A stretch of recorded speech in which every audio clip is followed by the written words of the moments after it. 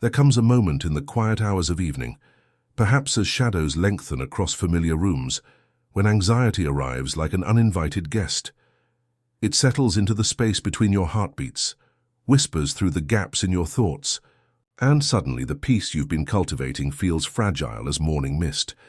You might find yourself sitting in the same chair where you've found comfort for years, yet tonight it feels different.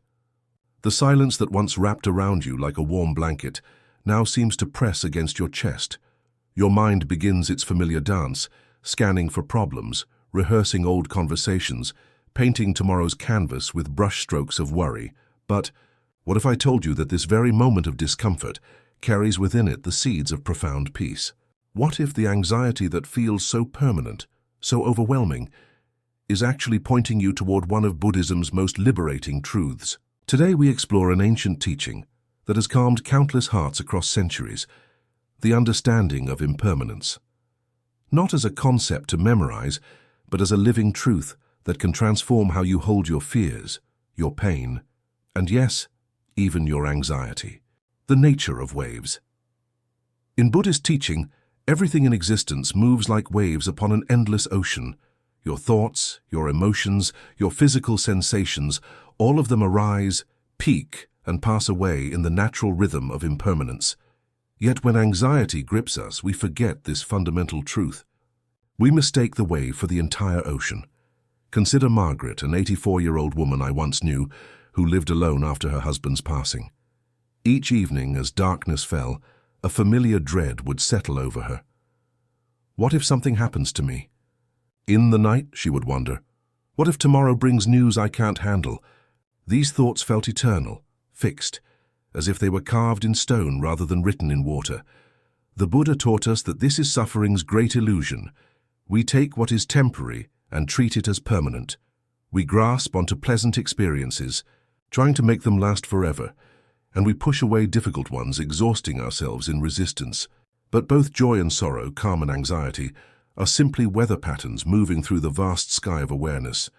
When Margaret learned to see her evening anxiety not as a judgment on her character or a prediction of disaster, but as a wave that arose and would naturally subside, something shifted. She began to whisper to herself, "This feeling is visiting me now, but it will not stay forever." Like watching clouds drift across the horizon, she learned to observe her anxiety without being consumed by it. If this message resonates with you, and you're seeking more moments of peace and insight, don't forget to like the video and subscribe for daily reflections rooted in ancient wisdom and modern clarity. The teaching that transforms, this too shall pass. Perhaps no words in human history have offered more comfort than these four, this too shall pass. Born from ancient wisdom traditions and echoed in Buddhist teachings, this phrase contains the essence of impermanence. It's not a promise that life will become easy, but a reminder that nothing, neither joy nor sorrow, remains unchanged. When anxiety rises like a tide within you, these words become a lighthouse. They don't make the storm disappear, but they guide you safely through it. The tightness in your chest? This too shall pass. The racing thoughts that spin like autumn leaves in wind? This too shall pass. The sleepless hours when worry keeps company with darkness? This too shall pass. But here's what makes this teaching profound rather than merely comforting. It applies equally to what we cherish. The Buddha's insight into impermanence isn't selective. Just as your anxiety will fade, so too will your current circumstances, your physical health, and even the people you love. This isn't meant to frighten you. It's meant to free you. When we truly understand that everything changes, we stop wasting energy trying to freeze time. We stop exhausting ourselves trying to prevent the inevitable.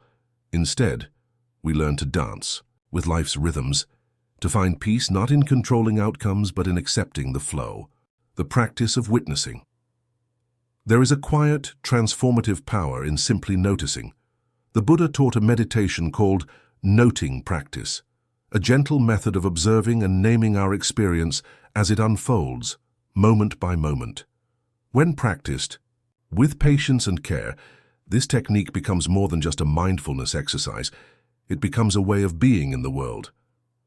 When anxiety arises, our first instinct is often to contract, to resist, to fight. to identify with the feeling so completely that we forget we are more than it. We say, "I am anxious," and suddenly the emotion consumes us. But the practice of witnessing offers another path. Instead of becoming the anxiety, we learn to gently name it. Ah, anxiety is here. Worry is arising. Fear is visiting. This subtle shift in language creates a profound shift in perspective. It introduces spaciousness between the observer and the observed. In that space, healing begins. You are no longer trapped inside the emotion. You become the awareness that holds it, like the vast sky holding clouds that pass through. Imagine a mother watching her child play in a garden. She doesn't cling to the child's every move with panic or judgment. She watches with soft eyes, with love, with understanding. In the same way, you can observe the presence of anxiety, not with resistance, but with kindness. You begin to see it not as an enemy, but as a visitor. And like all visitors, it will come and it will go. James, a retired schoolteacher, once shared how this simple practice transformed his inner life. After decades of routine and purpose, retirement left him adrift, and with that disorientation came waves of anxiety. "For months," he said, "I thought something was deeply wrong with me. I tried to push it away, to pretend it wasn't there, but nothing worked." Then he learned to meet the anxiety differently. When I finally said, "Our anxiety is here again," instead of "I am anxious," it felt like stepping back from a painting. Suddenly I could see the whole canvas. The anxiety was still present, but I was no longer drowning in it. Was watching it from the shore, not swept away by the current. This is the heart of witnessing, creating a sacred distance without disconnecting. You're not running from what you feel. You're simply choosing to relate to it differently, with awareness, not identification. The next time you feel overwhelmed, whether by fear, sadness, restlessness, or doubt, try this practice. Pause. Breathe. Gently. Name what you notice. Restlessness is here. Sadness is visiting. Uncertainty is passing through. Say it softly, without judgment, like acknowledging a bird that has landed on your windowsill. You don't need to trap it or chase it away. You just notice it. And in time it flies off again.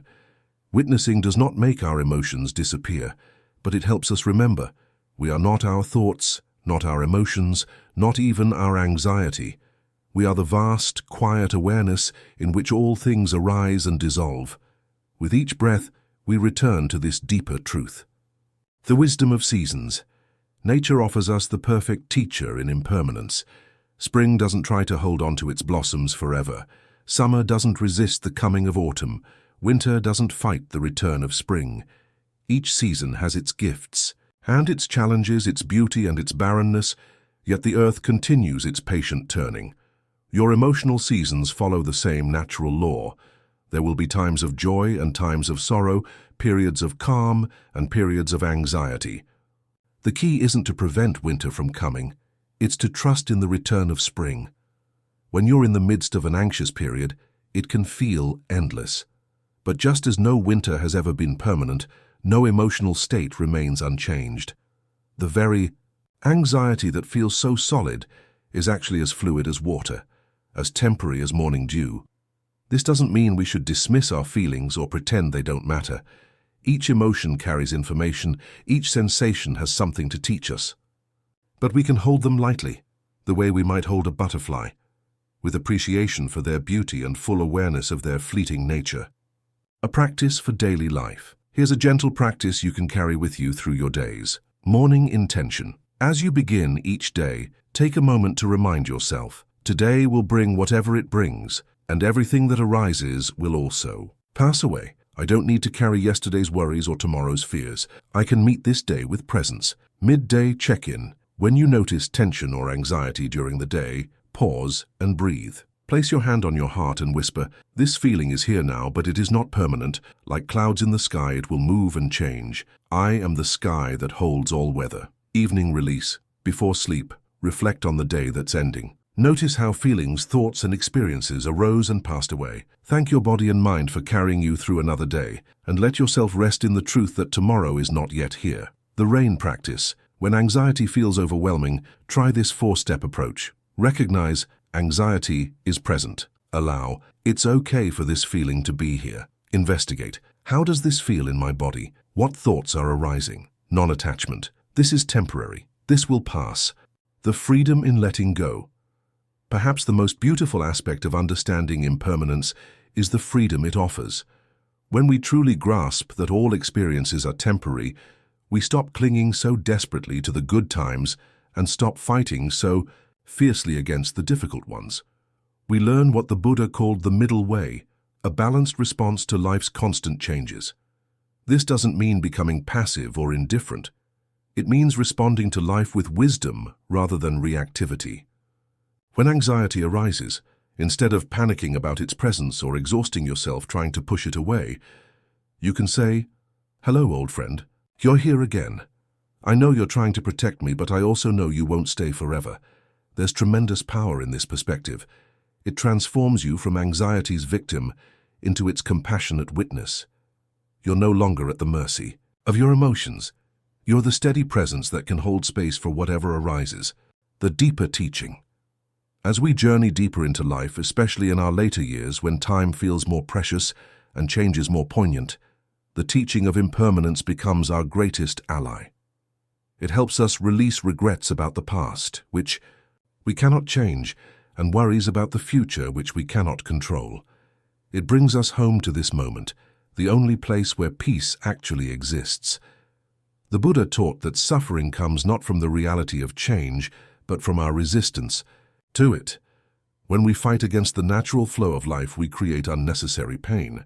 But when we align ourselves with the truth of impermanence, we find a peace that doesn't depend on external circumstances.